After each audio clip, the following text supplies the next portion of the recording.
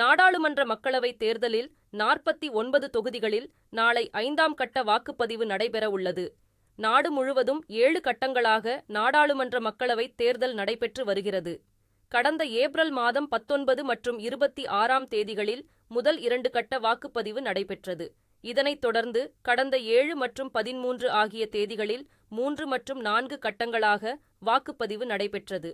அதன் தொடர்ச்சியாக 5ஆம் கட்டமாக 49 மக்களவைத் தொகுதிகளுக்கு நாளை தேர்தல் நடைபெற உள்ளது.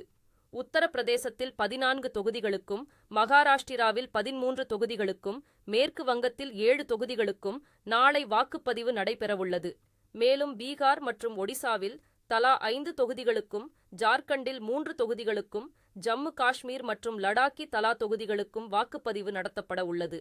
5ஆம் கட்ட தேர்தலில் மொத்தம் 695 வேட்பாளர்கள் போட்டியிடுகின்றனர். வாக்குப்பதிவுக்கான 2 கட்ட ஏற்பாடுகள் தீவிரமாக நடைபெற்று வருகின்றன.